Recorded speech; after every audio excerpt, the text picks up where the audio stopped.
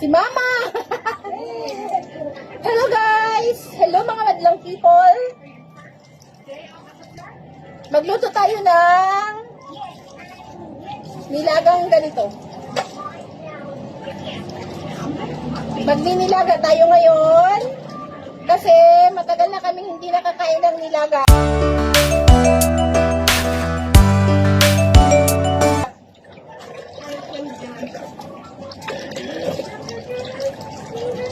Mahal kasi pag magnilaga ka, ito ay isang pangunahan. Pangunahan po ito. Dahil sahod, nagbigay siya ng sahod niya, bili tayo ng ganitong karne para pang nilaga.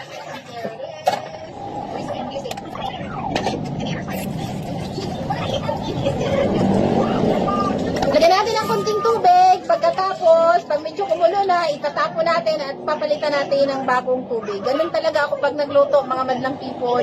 Pag ako ang nagluto, pag kumulo siya, first kulo, itatapon ko talaga yan lahat ng tubig, tapos papanibagong tubig yung ilalagay natin.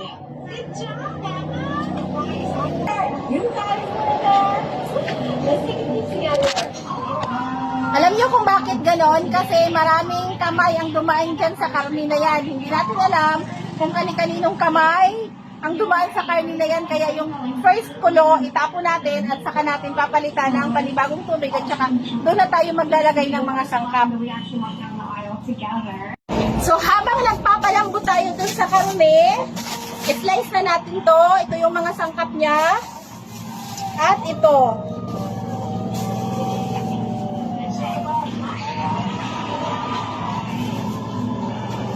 Ito, ready na natin para mamaya dire-diretso na. At ito.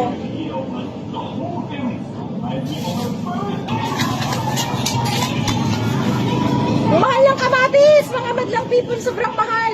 160 to 140 ang kilo. Ito 140. So, 4 na piraso is 41.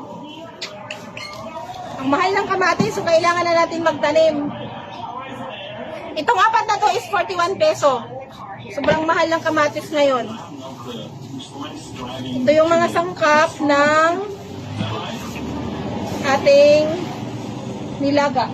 Sobrang laki nitong mais, mga madlang people. Tingnan nyo, kalahating kilo na yan. At ayan na nga, at hahatiin na natin para sa ating nilaga. At medyo nahirapan talaga ako dyan kasi matigas. Sumakit talaga yung kamay ko dyan. Kaya ako naghanap talaga ng another kutsilyo para pangpukpok dyan sa ulo ng isang kutsilyo na yan. So natapos na tayo at ito na siya. Sobrang matagal na din talaga kami ngayon hindi nakakain ng karne dahil nga iniiwasan ko siya.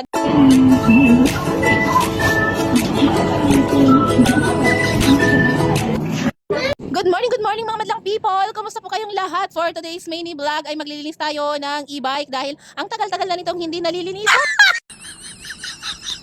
Kung makakapagsalita nga lang ito ay siguro nagsalita na.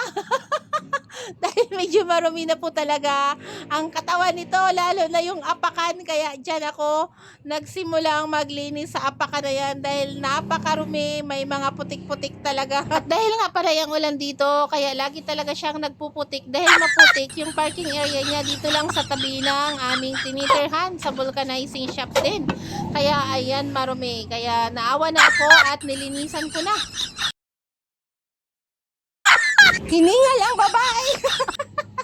Hindi pa tapos at ako hinihingal na.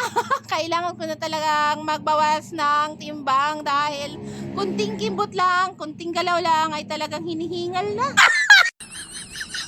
Makwento ko pala sa inyo mga madlang people kahapon, habang ako ay pauwi, itong brake ay biglang hindi kumakagat. Talaga naman, hirap na hirap ako. Kaya ang ginawa ko ay dahan-dahan ko na lang siyang pinatak. Alam nyo yung palusok o sa Bisaya ba, palugsong ba na ka ng dalan? Sus, kailangan mo talaga ng brake dyan dahil pag hindi ka maano, didiretso-diretso talaga yung sasakyan, ay munti ka na nga kami. Buti na lang at merong space pa na konti. Talagang pinatay ko muna yung makina. Bahala na yung mga pito-pito sa likod. At lakasan na lang talaga ng loob.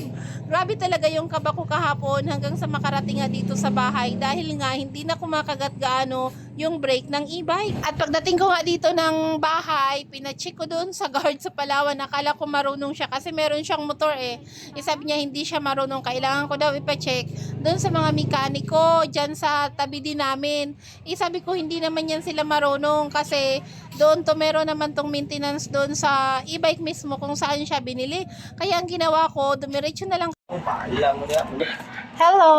Good morning mga kababayan! Nandito kami ngayon sa Inwaw kasi magpaayos ng e-bike. Oh, ayan na. Sige na guys.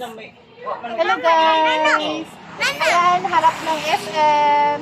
Oh.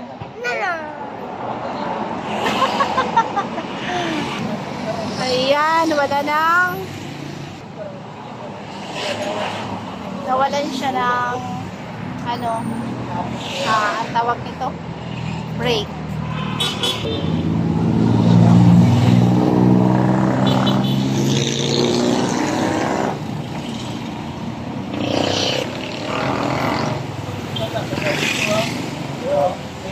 Ayan, nawala ng brake ang e-bike, kaya ito tayo magpapaayos.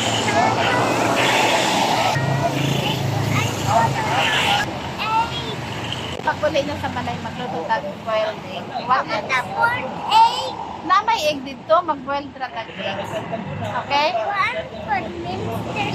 Sige mo. So, yun ba yan si Mami na dinipag sige ikaw? Bubble gum.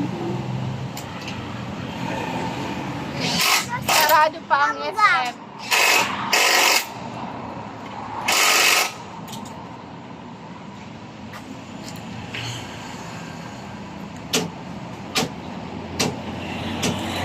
Kami doon sa harap ng SM sa iba. Kahit nga kabado ako, pinatakbo ko talaga siya papunta ng shop dahil wala talaga akong choice.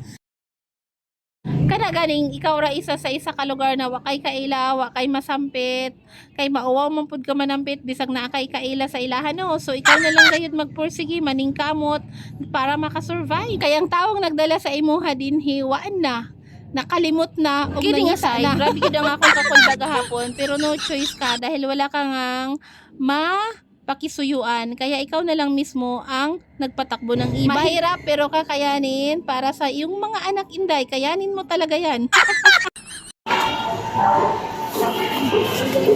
Video ako kadali I-clip ra na ako sa At hanggang dito na lang muna ang aking mini vlog. Maraming salamat po sa mga patuloy na sumusuporta at sa mga madadaanan ng video na ito. Please comment down below kung taga saan kayo para alam ko kung saan nakakarating ang aking mga video. Maraming salamat po sa support. Bye-bye!